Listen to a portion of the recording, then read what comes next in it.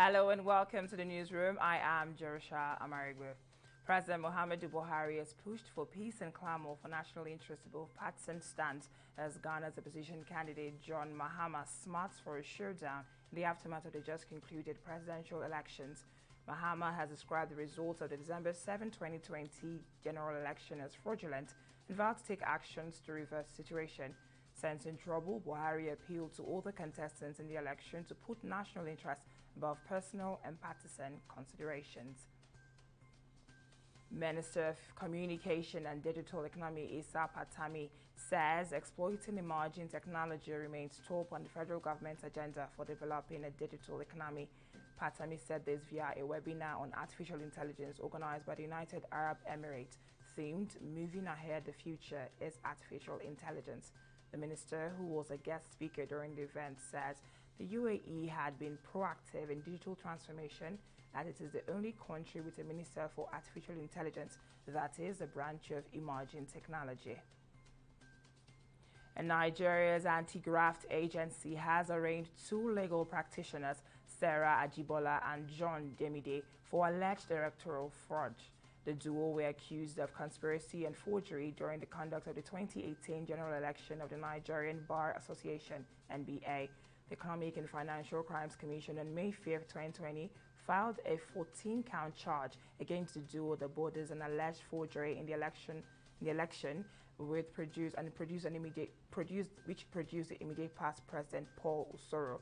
The judge, Justice Chuka Obiozo, while he adjourned the case to April 2020, granted their bail as prayed by the council.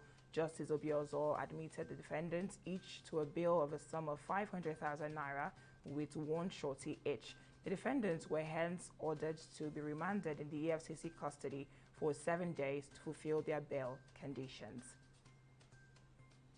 And in COVID, France, Sanofi and Britain GSK has said their COVID-19 vaccines will not be ready until the end of next year, after interim results showed a low immune response in older adults.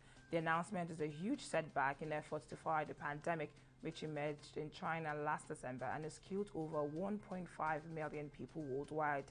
Sanofi and GSK said the delay in their adjacent recombinant protein-based COVID-19 vaccine program was to improve immune response in older adults. The vaccine's potential availability had been pushed back from mid-2021 to the fourth quarter in 2021. And in business, the governor of the Central Bank of Nigeria, Godwin Emefiele, has said the Anchor Borrowers Program has proven to be a game changer in financing of smallholder farmers in the country. He said the program has revolutionized agricultural credit financing and remained at the fulcrum of the formation initiatives in the sector.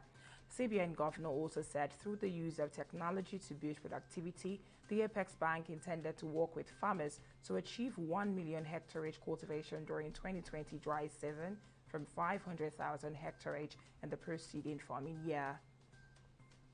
The International Rescue Committee (IRC) has announced the death of 3 staff members in a refugee camp in Ethiopia.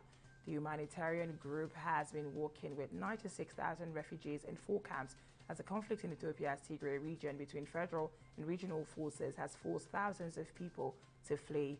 The humanitarian group has not identified the deceased or said when or how it happened, or in a statement confirmed that the aid workers had been serving in Histar's refugee camp in Shire when they were killed.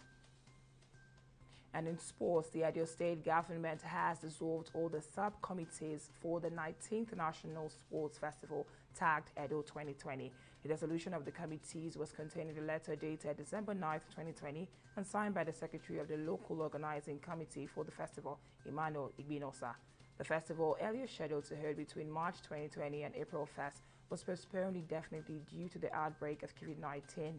Recently, the government has rescheduled the festival to take place between January 3rd to 18, 2020, before it was eventually put off indefinitely last week. And that's all we have on our package. Many thanks for staying with us. I am Jerusha Amarigwe.